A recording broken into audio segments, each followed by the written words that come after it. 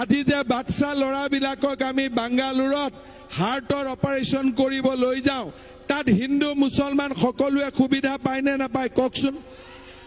আজি আপোনালোকে চিন্তা কৰিব, আমাৰ পাৰ্থক্য ক'ত? আজমল চাহাবে কৈছে যে আমাৰ মহিলাই যিমান পাৰে ইমান বাচ্চা জন্ম দিব লাগে।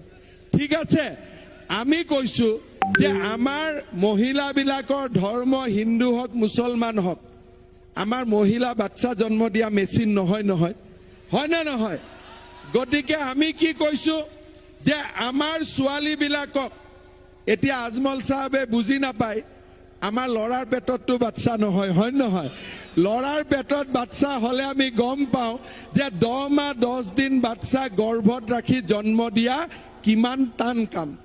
আজি আমি আজমল চাহাবক কৈছো যে আমাৰ ছোৱালী হিন্দুৰ ঘৰত জন্ম হওক মুছলমানৰ ঘৰত জন্ম হওক, মা বনিব যেতিয়া সময়ত হ'ব। কিন্তু বৰ্তমান কলেজত বিনামূলীয়া এডমিশন পাব, স্কুটি চলাব, ডাক্তৰ হ'ব, ইঞ্জিনিয়াৰ হ'ব। এইখিনি কথা ক'লে কি কমিউনিয়েল হৈ যায় নেকি? যদি আমাৰ ছোৱালীক ডাক্তৰ ইঞ্জিনিয়াৰ হ'ব লাগে বুলি কওঁ, সেইটো কি ভুল কথা নেকি? আপোনালোকে কওকচোন। আজি আমাৰ কংগ্ৰেছৰ কেণ্ডিডেট গৰাকীয়ে আহি কি ক'লে যে NRCত নাম নোহোৱা মানুহৰ নাম মই সোমাই দিলো। হাৰে, তাৰ মানে আজি ইনডাইৰেক্টলি কি ক'লে?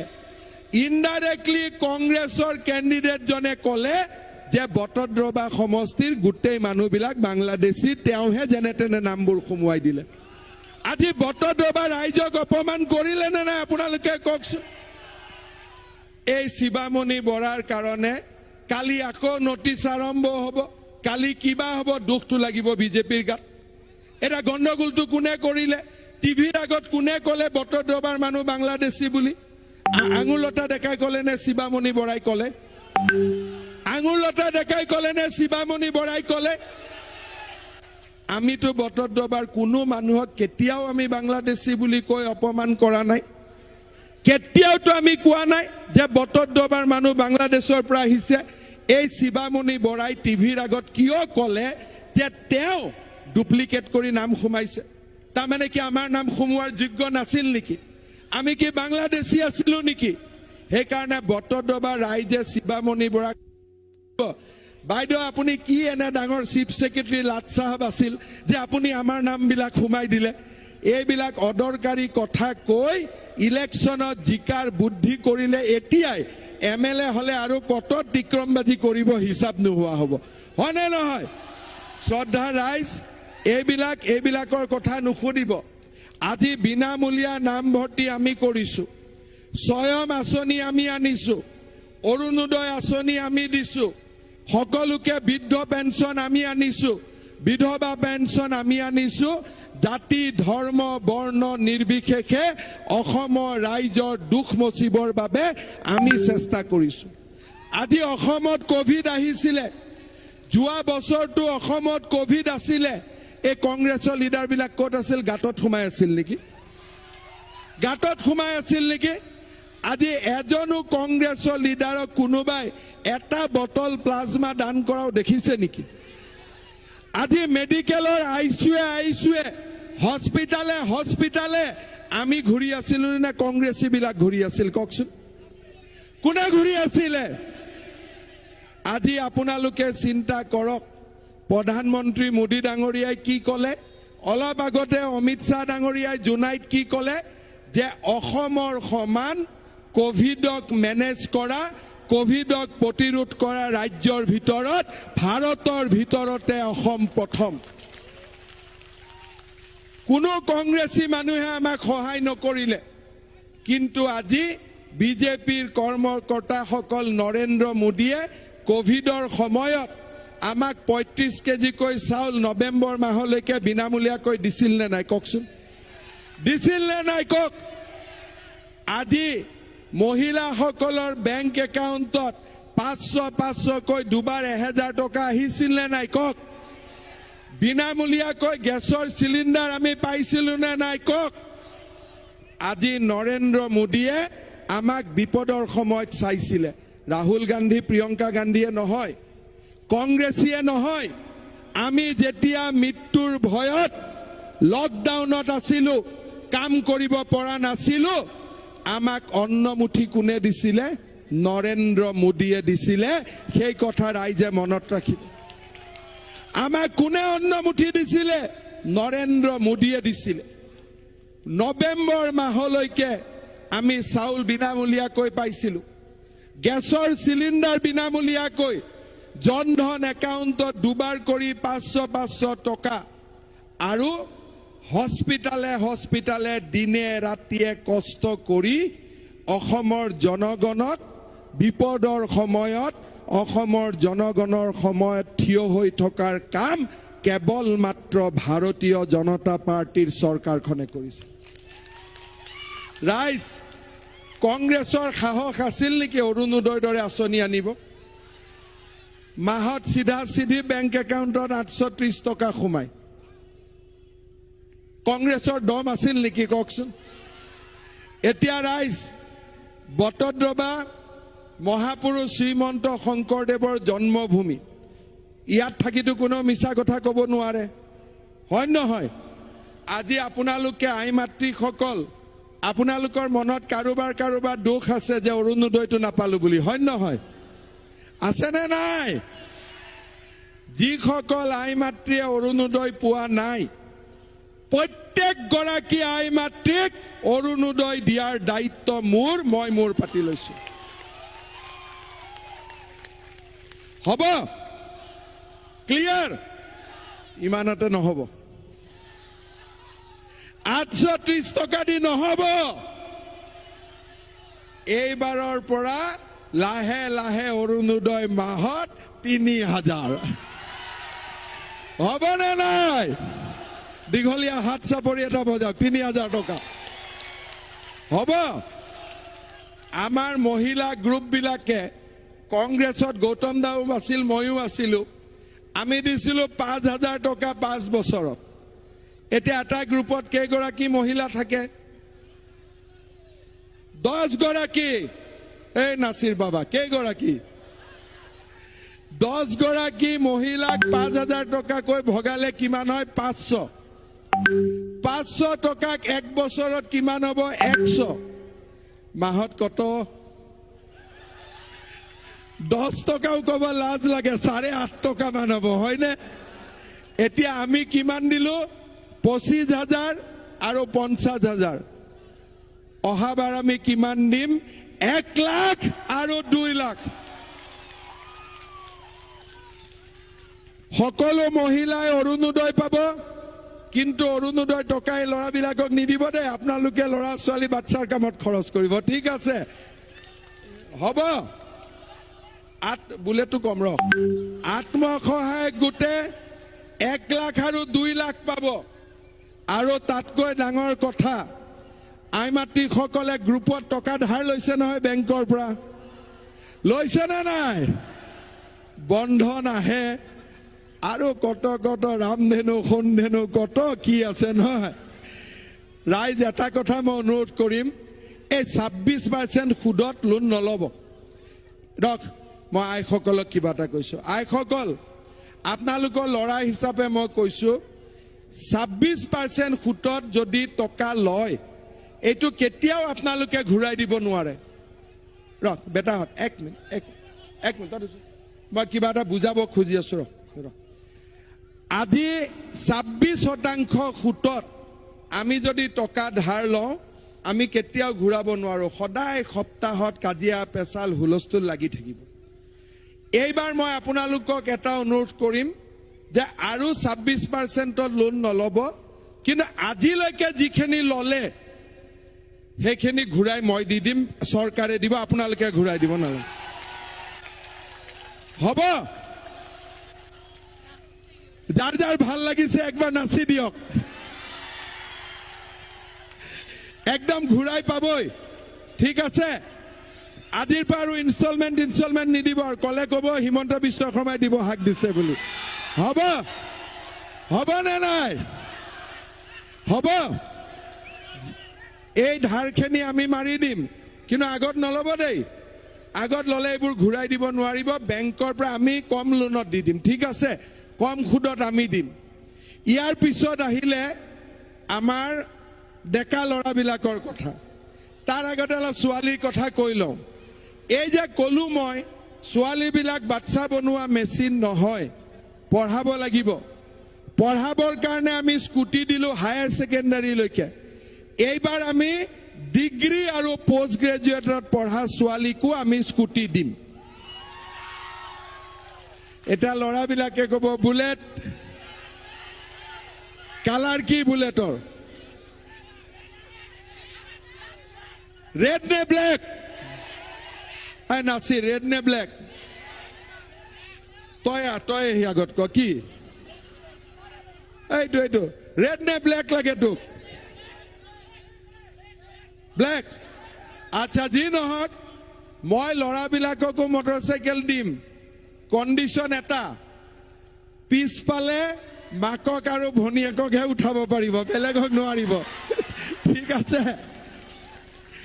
বেলেগক উঠালে গৈ ল'ৰা ছোৱালী আৰু কলেজত নাযাব গৈ বগীবিল আৰু কলিয়া ভুমুৰা পাবগৈ হয় নহয় যি নহওক ভাল কৰি পঢ়িব সকলোৱে স্কুটি পাব মটৰচাইকেলো পিন্ধিব পাব খালি হেলমেট পিন্ধিব লাগিব আৰু এটা ঘটনা হ'ল আমাৰ যে কলেজত আমি বিনামূলীয়া নামভৰ্তি দিলো পাইছে নহয় বটদ্ৰৱা ৰাইজে পাইছে নে নাই এতিয়া এডমিশন ফ্ৰী কিতাপ ফ্ৰী বেংকৰ একাউণ্টতো ১,৫০০ টকা আহিছে ডিগ্ৰী ল'ৰাবিলাকৰ কিন্তু ল'ৰা ছোৱালীবিলাকে ৰাতিপুৱাই মাকক কলেজত যোৱাৰ আগতে কয় যে মা ১০০ টকা দে কলেজত যাব লাগে স্কুটিৰ তেল ভৰাব লাগে মটৰচাইকেলৰ তেল ভৰাব লাগে টেম্পুৰ ভাড়া দিব লাগে অটোৰ ভাড়া দিব লাগে কেণ্টিনত চাহ একাপ খাব লাগে পাৰিলে লগৰ এজনীক খুৱাবও লাগে হয় নহয় এইবাৰ আমি কৈছো যে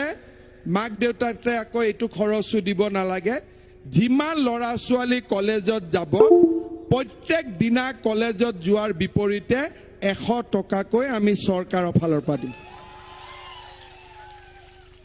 এডমিশন ফ্ৰী হৈ গ'ল কিতাপ ফ্ৰী হৈ গ'ল অহা যোৱা ভাড়াও ফ্ৰী হৈ গ'ল এতিয়া খালি পঢ়িব লাগে অসমখনক আগুৱাই লৈ যাব লাগে আৰু ৰাইজ মই আৰু এটা আপোনালোকক কথা ক'ব খুজিছো আপোনালোকে জানে আগতে এপিএছচিৰ চাকৰি 1 কোটি টকাত কিনিব লাগিছিল কংগ্ৰেছৰ দিনত এতিয়া কংগ্ৰেছে গ্যাৰেণ্টি মাৰিছে যে ইমান চাকৰি দিম আৰে বাবা যেতিয়া চৰকাৰ আছিলে মালটো নোলোৱাকৈ ক'ত চাকৰি দিছিলা হয় নহয় গ্যাৰেণ্টি কোনে দিয়ে টিভি শ্ব' বিলাকত হেকো আমাৰ বস্তু লৈ যোৱা গ্যাৰেণ্টি আছে ঘৰত লৈ অহাৰ পিছত কাম নকৰে আৰু গ্যাৰেণ্টি বিচাৰা থকা মানুহক বিচাৰিলে এটা ফোন নম্বৰ ডুপ্লিকেট ওলাই যায় হয় নহয় এটা গেঞ্জি পিন্ধিলে দুটা গেঞ্জি ফ্ৰী এনেকুৱা গ্যাৰেণ্টি দিয়ে নেকি যি নহওক আমাৰ শিক্ষিত ল'ৰা ছোৱালীসকলক মই কৈছো 2022 চনৰ 31 মাৰ্চৰ আগতে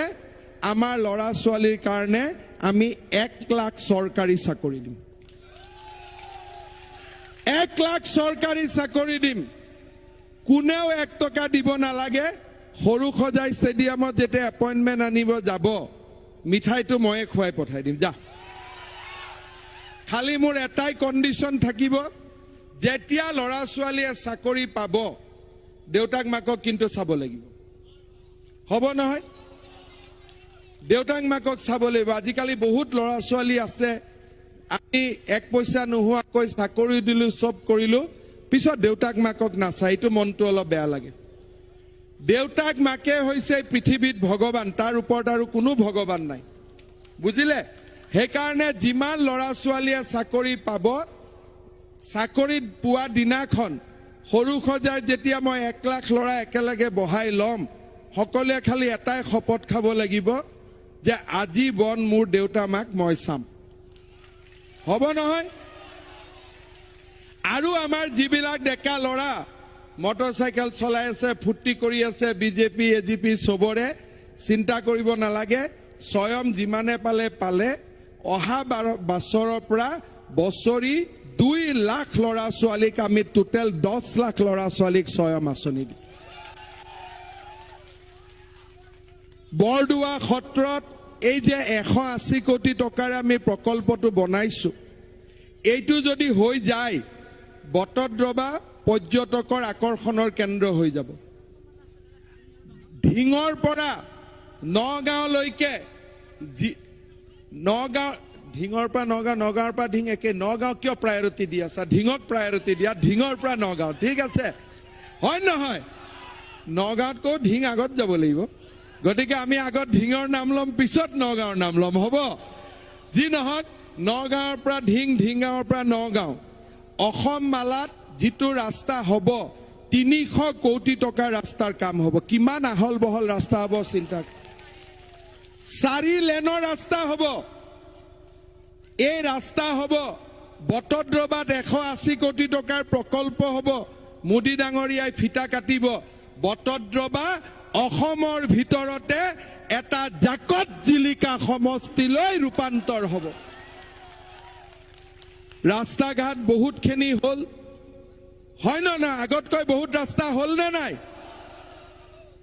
গৌতম দা মই আমি একেলগে এমএলএ মন্ত্ৰী আছিলো এটা গৌতম দা থাকা বুলি লাজ কৰিব নালাগে কাৰণ আমাৰ মালিক কোনোবা বেলেগহে আছিলে গান্ধীত লগত থাকিলে ক'ত পইচা পাব ইয়াতে ইহঁতৰ পেটতে নুসুমাই ইহঁতৰ পেটবিলাক ইমান ডাঙৰ নিজতে সোমাওঁতে হৈ যায় যোৱাকালি প্ৰিয়ংকা গান্ধী আহিছে আমাৰ চাহপাত তোলা আই মাতৃসকলৰ লগত ফটো উঠিছে আৰে মা ফটো উঠাতকৈ 7 দিন গৰমত পাত নুঠালি কিয় তেতিয়াহে বুজি পালোহেঁতেন মৰম কিমান এওঁলোক হৈছে মোৰ না মই কওঁ পভাৰ্টি টুৰিজিম তাৰমানে দৰিদ্ৰ মানুহক চাবৰ কাৰণে এওঁলোকে পৰ্যটন কৰে মানুহে বটদ্ৰবাত পৰ্যটন কৰে মানুহে আজানপীৰ দৰগাহত পৰ্যটন কৰে পুৱামক্কাত যায় গান্ধী পৰিয়ালে ইলেকশ্যন হলে দুখীয়া মানুহক চাব আহে আৰু ইলেকশ্যন নহলে তেওঁলোকৰ দুখীয়া মানুহৰ প্ৰতি মৰম নাই মই প্ৰিয়ংকা গান্ধীক চ্যালেঞ্জ দি আছো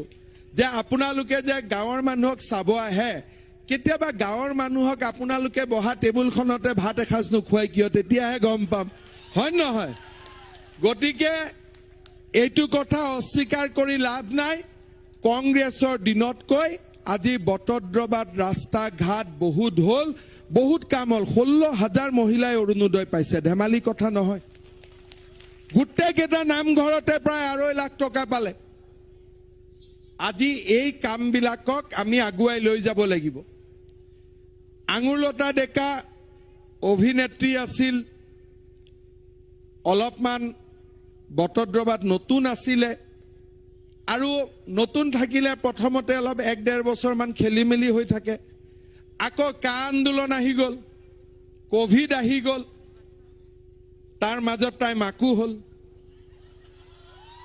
গতিকে মনত যিমান আশা লৈ আহিছিলে হয়তো 100ৰ ভিতৰত 70 কৰিছে ঠিক আছে কিন্তু আগততো 100ৰ ভিতৰত 10 নহৈছিল এটা অংগনবাদী চাকৰিও 1 লাখ টকা দি কিনিব লাগিছিল নে নাই আগৰ কথাবোৰ মনত পেলক গতিকে ৰাইজ যিখিনি যোৱাবাৰ অলপ আমি পিছ পৰি থাকিলো এইখিনি এইবাৰ আমি মেকআপ কৰিম প্ৰত্যেক 3 মাহৰ মূৰত মই এদিন বটদ্ৰবাত আহিম আৰু যিমান কাম বাকি থাকিব সেইখিনি আমি ধাক্কা মাৰি কৰি লৈ যাম আপোনালোকৰ লগত থাকিম আঙুৰলতাক সহায় কৰিবৰ কাৰণে এতিয়া গৌতম দাও থাকিব আমিও লগত আছো আৰু গোটেইখিনিয়ে মিলি জুলি আমি বটদ্ৰবা সমষ্টিক অসমৰ ভিতৰতে এটা জাকত জিলিকা সমষ্টিলৈ আমি ৰূপান্তৰ কৰিম আপোনালোকে আশীৰ্বাদ কৰিব দেই ঠিক আছে একদম সব ৰেডি তো মই আকৌ এদিন আহিব লাগিব নে এনে জিকিব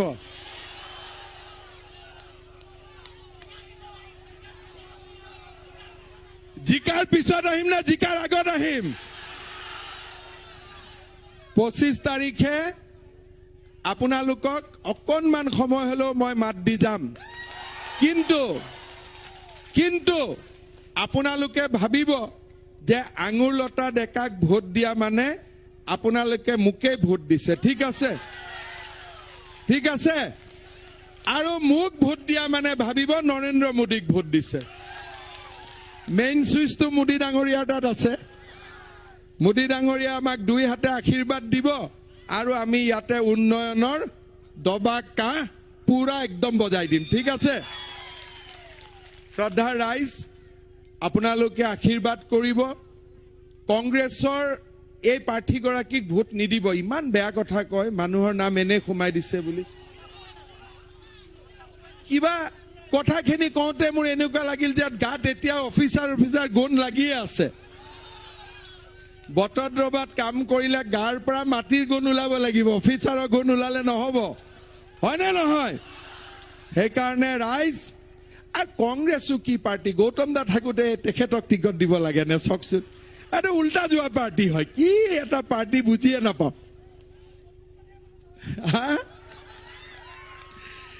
আমাৰ ইয়াৰ এমপি সাহেব আছে মই অসমীয়া কলে প্ৰথম ৰেকৰ্ডিং কৰি লওঁ ৰাতি আকৌ এবাৰ শুনো নহলে বুজি নাপায় কি কৈ থাকে কিবা কয় বোলে মই মহিলা মাছ পুৰুষ মাছ কি সিস্টেম চলি থাকে বুজি নাপাওঁ হয় নহয় গতিকে ৰাইজ আমাৰ এটাই কথা বটদ্ৰবাৰ নিবনুৱা ল'ৰা ছোৱালীৰ সংস্থাপন হ'ব লাগে আই মাতৃৰ উন্নতি হ'ব লাগে বটদ্ৰবাৰ ৰাস্তা ঘাটে নতুন প্ৰাণ পাব লাগে বটদ্ৰবা ভাৰতৰ ভিতৰতে যেনেকে পাঞ্জাবত স্বৰ্ণ মন্দিৰ তেনেকে অসমত বটদ্ৰবা থান তেনেকুৱা পৰ্যায়লৈকে যাব লাগে ঠিক আছে আপোনালোকে মোৰ লগত সংকল্পৰে সৈতে ক'ব ভাৰত মাতা কি ভাৰত মাতা কি নৰেন্দ্ৰ মোদী নৰেন্দ্ৰ মোদী